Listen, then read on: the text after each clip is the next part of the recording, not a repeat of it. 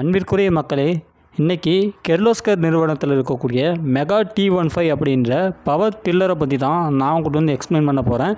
இந்த mega T15 அப்படின்ற இந்த பவர் டில்லரில் என்னென்ன ஸ்பெசிஃபிகேஷன்ஸ் எல்லாம் வந்து இருக்குது, இதை வந்து எந்த மாதிரி வந்து பயன்படுத்தலாம், இதை வந்து எந்த அளவுக்கு ஒர்த்தானது அப்படின்ற இந்த விஷயங்களை தான் நம்ம இந்த வீடியோவில் வந்து பார்க்க போகிறோம். இந்த வீடியோக்குள்ளே போகிறதுக்கு முன்னாடி மறக்காமல் சேனலை சப்ஸ்கிரைப் பண்ணிடுங்க, கூட இருக்கக்கூடிய பெல் ஐக்கானையும் ப்ரெஸ் பண்ணுங்கள். வாங்க வீடியோக்குள்ளே போகலாம். So power tiller, power வீடர், so ரெண்டுத்துக்கும் என்ன டிஃப்ரென்ஸ் சொல்லிட்டு நான் வந்து அடுத்த வீடியோவில் வந்து போடுறேன். மேக்ஸிமம் பீப்புள்ஸ் வந்து பவர் வீடர் வாங்குறத விட நீங்கள் வந்து பவர் டில்லர் வாங்கிக்கிறது வந்து பெஸ்ட்டு. ஏன் அப்படின்னா பவர் வீடர் அப்படின்னு பார்க்கும்போது எக்கச்சக்க வைப்ரேஷன்ஸ் இருக்கும். ஆனால் பவர் டில்லர் வந்து அந்தளவுக்கு வந்து வைப்ரேஷன் இருக்குது, அது கொஞ்சம் காஸ்ட்லியாக இருந்தாலுமே இதில் வந்து எக்கச்சக்க ஸ்பெசிஃபிகேஷன்ஸ் இருக்குது அப்படின்றாங்க. ஸோ நம்ம வந்து மற்ற அந்த கம்பேரிஷனை வந்து அடுத்த வீடியோவில் வந்து பார்க்கலாம். இந்த வீடியோவில் இந்த மெகா T15 அப்படின்ற இந்த பவர் டில்லரில் என்னென்ன ஸ்பெசிஃபிகேஷன்ஸ் இருக்குது அப்படின்னு வந்து பார்த்தலாம். ஃபஸ்ட்டு இதோடைய என்ஜினை பற்றி வந்து பார்த்தலாம். இதோடைய என்ஜினை பற்றி வந்து பார்க்கும்போது இதோடைய ஹார்ஸ் பவர் அப்படின்னு பார்க்கும்போது 15 ஹார்ஸ் பவர் அப்படின்னு சொல்கிறாங்க. இதோடைய மேக்ஸிமம் ஆர்பிஎம் அப்படின்னு பார்க்கும்போது 2000 ஆர்பிஎம் சொல்கிறாங்க. அதாவது ரெவல்யூஷன் பர் மினிட் தான் ஆர்பிஎம்னு மென்ஷன் பண்ணியிருக்காங்க. அது வந்து எவ்வளோ அப்படின்னா ஒரு நிமிஷத்துக்கு அந்த இன்ஜினில் இருக்கக்கூடிய அந்த ஷாஃப்ட் பார்த்திங்கன்னா நம்மளுக்கு வந்து 2000 ரூபா வந்து சுற்றும் அப்படின்றாங்க. அதேமாதிரி இது வந்து எவ்வளோ சிசி கொண்ட இன்ஜின் அப்படின்னா கிட்டத்தட்ட 995 சிசி கொண்ட இன்ஜின் அப்படின்றாங்க. ஓவரால் வெயிட் அப்படின்னு பார்க்கும்போது 138 கேஜி அப்படின்றாங்க. அண்டு தென் மிக முக்கியமான ஒரு விஷயம் என்ன அப்படின்னா இதில் வந்து கியர் இருக்குது, அதேமாதிரி வந்து என்ஜின் இருக்குது. ஸோ என்ஜின் அப்படின்னு பார்க்கும்போது இதுலேயும் பார்த்திங்கன்னா நம்ம வந்து ஆயில் வந்து மாத்திர மாதிரி இருக்கும். கியர் அப்படின்னு பார்க்கும்போது அதுலேயும் பார்த்திங்கன்னா வந்து ஆயில்ஸ் வரும். அதையும் பார்த்திங்கன்னா நம்ம அப்பப்போ வந்து மாத்திர மாதிரி இருக்கும். என்ஜின் ஆயில் அப்படின்னு பார்க்கும்போது இதில் வந்து எந்த அளவுக்கு என்ஜின் ஆயிலை வந்து நம்ம வந்து ஒரு டைம் வந்து ஃபில் பண்ணோம் அப்படின்னா, ஸோ நம்ம பைக்கெலாம் பார்க்கும்போது நம்ம வந்து 1 லிட்டர் வந்து ஃபில் பண்ணுற மாதிரி இருக்கும் நார்மலாகவே. ஆனால் இந்த பவர் டில்லரை பொறுத்த வரைக்கும் நார்மலாக நம்ம வந்து 3.5 லிட்டர் வரைக்குமே வந்து ஃபில் பண்ணணும் அப்படின்றாங்க. ஸோ அந்த கிரேட் அப்படின்னு பார்க்கும்போது நம்ம இப்போ பல்சர் பைக்காக இருக்கட்டும், இல்லை வந்து ஸ்ப்ளெண்டராக இருக்கட்டும், ஒவ்வொரு பைக்குடைய அந்த ஸ்பீடுக்கு ஏற்ற மாதிரி நம்மளுக்கு வந்து மார்க்கெட்டில் வந்து இன்ஜின் ஆயில்ஸ் வந்து கிடைக்குது. ஸோ இதை வச்சு பார்க்கும்போது நம்மளுக்கு இந்த மெகா T15 அப்படின்ற இந்த பவர் டில்லருக்கு எந்த இன்ஜின் ஆயில் வந்து சூட்டபுளாக இருக்கும் அப்படின்னா 15W40 கிரேட் அப்படின்றது தான் பார்த்திங்கன்னா ரொம்பவே சூட்டபுளான ஒரு இன்ஜின் ஆயில் அப்படின்னு சொல்கிறாங்க. அடுத்து நம்ம கியரை பற்றி பார்த்தோம் அப்படின்னா 6 கியர் வந்து கொடுத்துருக்காங்க. 6 forward gear plus 2 reverse gears வந்து கொடுத்துருக்காங்க. இதோடைய மினிமம் ஸ்பீட் அப்படின்னு பார்க்கும்போது 1.34 km/h அப்படின்றாங்க. அது ஒரு மேக்ஸிமம் ஸ்பீடு, அதாவது இந்த வண்டியுடைய மேக்ஸிமம் ஸ்பீட் அப்படின்னு பார்க்கும்போது 14 km/h. நம்மளால் ஒரு மணி நேரத்தில் 14 கிலோமீட்டர் வந்து போக முடியும். ரொம்ப வெயிட்டாக இருக்குன்னா நம்மளால் வந்து அந்த ஸ்பீடுக்கு தான் வந்து போக முடியும். மேக்ஸிமம் பார்த்திங்கன்னா நம்ம வந்து ஒரு கிலோமீட்டர் வந்து 2 கிலோமீட்டர் வந்து போகிறது வந்து பெஸ்ட்டு. 14 கிலோமீட்டர்லாம் ஓட்டு போனீங்க அப்படின்னா கொஞ்சம் வந்து ரிஸ்க் எடுத்து நீங்கள் வந்து எந்த ஒரு விஷயத்தையும் செய்கிற மாதிரி இருக்கும். அதே மாதிரி இந்த கியர் ஆயில் இருக்குல்ல, ஸோ அதுவும் பார்த்திங்கன்னா வந்து கிரேடு கொடுத்துருக்காங்க. இப்போ என்ஜின் ஆயில் அப்படின்னு பார்க்கும்போது நம்ம வந்து வெறும் 3.5 லிட்டர் வந்து ஃபில் பண்ணால் போதும். ஆனால் இந்த கியர் ஆயில் அப்படின்னு பார்க்கும்போது நம்ம வந்து கம்பல்சரி வந்து நம்ம மாற்றி ஆகணும். என்ன அப்படின்னா இது வந்து கொஞ்சம் காஸ்ட்லியாக தான் நம்மளுக்கு வந்து தெரியும். அந்த கியர் ஆயில் அப்படின்னு பார்க்கும்போது 7.5 லிட்டர் வரைக்குமே வந்து நம்ம வந்து ஃபில் பண்ணுற மாதிரி இருக்கும். ஸோ இந்த பவர் டில்லரை பொறுத்த வரைக்கும் மெயின்டெனன்ஸ் அப்படின்னு பார்க்கும்போது எக்கச்சக்க விஷயங்கள் இருக்குது. ப்ராப்பராக இன்ஜின் ஆயில், கியர் ஆயில், சான்றிதான் ஏதாவது ஒயரிங் வந்து டேமேஜ் இருக்குது, வந்து அப்நார்மலாக சவுண்ட் வருது அப்படின்னா அதை வந்து ப்ராப்பராக நம்ம அப்பப்போ பார்த்திங்கன்னா வந்து பார்த்து சர்வீஸ் பண்ணிக்கணும். இல்லை அப்படின்னா அது வந்து பெரிய வேலையாக வந்து வச்சிரும் அப்படின்ற இந்த விஷயத்தை சொல்கிறாங்க. கியர் ஆயில் கிரேட் அப்படின்னு பார்க்கும்போது 80W90 கிரேட் அப்படின்ற இந்த ஆயில் தான் வந்து நம்ம வந்து கியருக்கு வந்து யூஸ் பண்ணோம். மார்க்கெட்டில் வந்து நிறைய வேரியேஷன்ஸ் வந்து கிடைக்கும். 18 பார்த்தீங்கன்னா 40, 20 இந்த ரேஞ்சஸ்லாம் வந்து கிடைக்கும். பட் இந்த ஸ்பீடு மிஷினுக்கு கிட்டத்தட்ட 15 ஹார்ஸ் பவர் அப்படின்றப்ப ஸோ இந்த வண்டிக்கு ஏற்ற மாதிரி நம்ம இந்த ஆயில்களை போட்டால் மட்டும்தான் இன்ஜின் வந்து கொஞ்சம் வந்து நீடிச்சு வந்து உழைக்கும். நம்ம வந்து மார்க்கெட்டில் வந்து லோ ப்ரைஸில் வந்து கிடைக்குதுன்னு சொல்லிட்டு நம்ம மற்ற ஆயிலை வந்து வாங்கி யூஸ் பண்ணோம் அப்படின்னா ஸோ இன்ஜின் பார்த்தீங்கன்னா அந்தளவுக்கு நம்மளுக்கு வந்து சப்போர்ட் பண்ணாது. ஏதாவது ஒரு வேலை அப்பப்போ வச்சுட்டே இருக்கும்.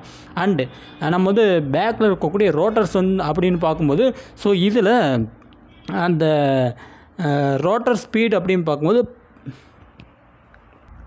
ரோட்டர் ஸ்பீட் அப்படின்னு பார்க்கும்போது 183 ஆர்பிஎம், அதாவது மேக்ஸிமம் ஸ்பீடு பார்த்திங்கன்னா 304, மினிமம் ஸ்பீடு அப்படின்னு பார்க்கும்போது 183 ஆர்பிஎம் சொல்கிறாங்க. ரோட்டர்னால் என்ன அப்படின்னா அந்த இன்ஜின் அதெல்லாம் தவிர்த்து பின்னாடி அந்த கலப்பு போகிறோம்ல, ஸோ அந்த ஏரியாவை தான் வந்து ரோட்டர்ன்றாங்க. இப்போ என்ஜின் இருக்குது அப்படின்னா அந்த என்ஜின்லேருந்து இதுக்கு வரக்கூடிய அந்த சப்ளை, உங்களுக்கு வந்து ஒரு எக்ஸாம்பிளுக்கு சொல்லணும் அப்படின்னா பஸ் இருக்குது அப்படின்றப்போ ஸோ பஸ்ஸில் ஃப்ரண்ட்டில் பார்த்திங்கன்னா என்ஜின் இருக்கும். ஆனால் அந்த ஒரு பவர், அந்த என்ஜினுடைய பவர் வந்து பேக்குக்கு வந்து டிரான்ஸ்மிட் பண்ணுறதுக்கு என்ன பண்ணுவாங்க அப்படின்னா பெருசாக ஒரு கீழே பார்த்தீங்கன்னா வந்து ஒரு ராடு மாதிரி ஒன்று சுற்றிட்டு இருக்கும். ஸோ அதுதான் வந்து அந்த பபல் கியர்ஸ்னு சொல்லுவாங்க. ஸோ அந்த பபல் கியர்ஸ் தான் அந்த பவரை வந்து அப்படியே டிரான்ஸ்மிட் பண்ணி பேக் வீலை வந்து ரொட்டேட் பண்ணும். ஸோ அதே போல் தான் இதில் வந்து பண்ணியிருக்காங்க அப்படின்னா இல்லை, இந்த இடத்துல வந்து செயினை வந்து யூஸ் பண்ணியிருக்காங்க. எப்படி நம்ம பைக்கில் நம்ம வந்து இன்ஜின் வச்சுருக்கோமோ இன்ஜின்லேருந்து அந்த ஒரு எனர்ஜியை பேக் வீலுக்கு வந்து ட்ரான்ஸ்மிட் பண்ணுறதுக்காக செயினை வச்சு வந்து நம்ம வந்து ட்ரைவ் பண்ணுறோமோ. ஸோ அதே போல் தான் அந்த கான்செப்ட் வச்சே தான் இந்த பவர் டில்லர்ஸையும் வந்து டிசைன் வந்து பண்ணியிருக்காங்க. அடுத்து இந்த பவர் டில்லரை பொறுத்த வரைக்கும் ரொம்பவே ஒரு கஷ்டமான ஒரு விஷயம் என்ன அப்படின்னா, மேக்ஸிமம் நபர்கள் என்ன சொல்கிறாங்க அப்படின்னா, பவர் டில்லரை வந்து யூஸ் பண்ணணும் அப்படின்னா கண்டிப்பாக நீ வந்து ஓரளவுக்காச்சும் வந்து கொஞ்சம் பாடியை வந்து ஸ்ட்ரென்த்தாக வச்சுக்கணும். நீ வந்து ரொம்ப வந்து என்ன சொல்கிறது நோஞ்சா மாதிரி இருந்து அப்படின்னா பவர் டில்லர் வந்து உனக்கு வந்து செட் ஆகாதுன்னு சொல்கிறாங்க. பட் இது என்ன ஏதுன்னு சொல்லிட்டு நம்மளால் வந்து தெளிவாகவும் சொல்ல முடியாது. அந்த வண்டியை வந்து ஆப்ரேட் பண்ணுறதுக்கு திறமை இருந்தாவே போதும். என்னையும் கேட்டோம் அப்படின்னா உடம்புன்றது வந்து முக்கியம் கிடையாது. அதுக்குன்னு வந்து ரொம்ப வந்து வீக்காக இருந்தாலும் கொஞ்சம் யோசித்து தான் நம்ம தூக்கி வச்சிடும். அதனால் வந்து கொஞ்சம் கேர்ஃபுல்லாக ஓரளவுக்கு வந்து பாடியை வந்து மெயின்டைன் பண்ணிட்டு அதுதான் முக்கியமானது என்ன அப்படின்னா எவ்வளோக்கு எவ்வளோ வந்து நம்ம வந்து அந்த பவர் டில்லரை வேகமாக நம்ம வந்து ட்ரைவ் பண்ண கற்றுக்கணுமோ எவ்வளோ ட்ரிக்காக வந்து ஓட்ட கற்றுக்கணுமோ அவ்வளோக்கு அவ்வளோ பார்த்தீங்கன்னா நம்மளுக்கு வந்து சேஃபு. ஸ்டார்டிங்கில் ரொம்ப கஷ்டமாக இருக்கணும். குண்டாக இருக்கிறவங்களா வந்து ஒல்லியாக இருக்கிறவங்களாக இருக்கும். எப்படி இருந்தாலுமே அவங்களுக்கு ஸ்டார்டிங் டைமில் வந்து ரொம்பவே வந்து கஷ்டமாக இருக்கும். அதெல்லாம் நினச்சி வந்து ஒன்றுமே வந்து ஃபீல் பண்ணாதீங்க. நீங்கள் நல்லா கற்றுக்கினீங்க அப்படின்னாவே நம்மளால் ஈஸியாக வந்து ட்ரைவ் பண்ண முடியும். நம்ம வந்து சைக்கிள் ஓட்ட பழகுவோம். ஆரம்ப காலம் சைக்கிள் ஓட்டும் போது அது வந்து ரொம்ப கஷ்டமாக தெரிஞ்சுது. அதுக்கப்புறமா நம்ம வந்து பைக் ஓட்ட கற்றுருப்போம். அதை கற்றுக்க ஆரம்பித்த காலத்தில் ரொம்ப கஷ்டமாக தெரிஞ்சுது. எல்லாமே பார்த்தீங்கன்னா அப்படி தான். நம்ம வந்து கற்றுக்க ஆரம்பிக்கும் போது ரொம்பவே கஷ்டமாக தான் இருக்கும். நம்ம கற்றுக்கிட்டு அதில் இறங்கி வேலை செய்யும்போது தான் நம்மளுக்கு வந்து எல்லாமே வந்து எளிமையாகும். பைக் ஓட்ட கற்றுக்கும் போது ரொம்ப கஷ்டமாக இருந்தது. ஆனால் இன்றைக்கி வந்து நம்ம சிட்டாக பறக்க முடியல. அந்த பைக்கு தூக்கி நம்மளால் தலைமையில் வைக்க முடியுமா? முடியவே முடியாது. பைக்கோட வெயிட் அப்படின்னு பார்க்கும்போது அது ஒரு நார்மலாக வந்து ஒரு எக்ஸாம்பிள் சொல்கிறேன். ஒரு 250 kg இருக்கிறப்ப அந்த பைக்கு தூக்கி நம்ம தலைமையில் வச்சுட்டு போகிறதில்ல. அதை நம்ம ஓட்டிட்டு தான் போக போகிறோம். அது மேலே உட்காந்துட்டு தான் போக போகிறோம். அதை நம்ம தான் வந்து ஆப்ரேட் பண்ணுறோம். அது நம்ம கையில் இருக்குது, நம்ம கண்ட்ரோலில் இருக்குது. அந்த மாதிரி இந்த பவர் டில்லர்ஸையும் நீங்கள் உங்கள் கையில் உங்கள் கண்ட்ரோலில் வைக்கணும் அப்படின்னா கொஞ்சம் வந்து அனுபவம் வேணும். ஓட்ட தான் கற்றுக்க முடியுமே தவிர பயந்து தயவு செஞ்சு வாங்காமல் மட்டும் இருந்துடாதீங்க. நான் வந்து இந்த கம்பெனிக்கு வந்து ப்ரொமோஷன் பண்ண கிடையாது. ஸோ எனக்கு பர்சனலாக வந்து நான் பவர் டில்லர் வாங்கலாம்னு நினச்சேன். ஸோ அதற்காக தான் நான் நிறைய வீடியோஸை வந்து ரெஃபரன்ஸ் வந்து எடுத்துகிட்டு பவர் டில்லருக்கும் வீடர்ஸ்க்கும் வந்து என்ன டிஃப்ரென்ஸ் இருக்குது, வீடரில் வந்து என்னென்ன வேலையெல்லாம் வந்து செய்யலாம், பவர் டில்லரில் வந்து என்னென்ன வேலையெல்லாம் வந்து செய்யலாம், இதில் என்னென்ன வெர்ஷன்ஸ் இருக்குது அப்படின்னு சொல்லி எல்லா பிராண்டையும் வந்து ஒவ்வொன்றா வந்து நான் கண்டினியூவாக இந்த சேனல் வந்து அப்லோட் வந்து பண்ண போகிறேன். அதே மாதிரி ரொம்பவே ஒரு முக்கியமான ஒரு மெயின் ஏரியா வந்து நான் தொட்டிருக்கேன்னு தான் வந்து நினைக்கிறேன். கண்டிப்பாக இந்த வீடியோ இனி வரக்கூடிய வீடியோக்கள் வந்து உங்களுக்கு வந்து ரொம்பவே வந்து பயனுள்ளதாக இருக்கட்டும். மறக்காமல் வந்து சேனலை வந்து சப்ஸ்கிரைப் பண்ணி வச்சுங்க.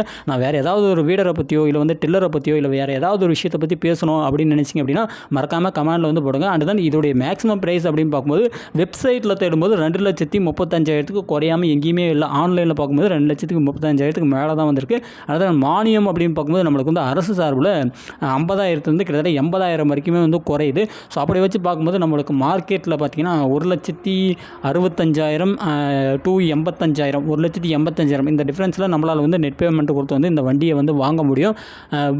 அது உங்களோட விருப்பம் தான், நீங்கள் வாங்குறது வாங்காதோ. பட் வந்து வாங்கினீங்க அப்படின்னா மல்டிபர்பஸ் கிட்டத்தட்ட வந்து 15 விதமான வேலைகளை நம்மளால் வந்து எளிமையாக வந்து செஞ்சுக்க முடியும்.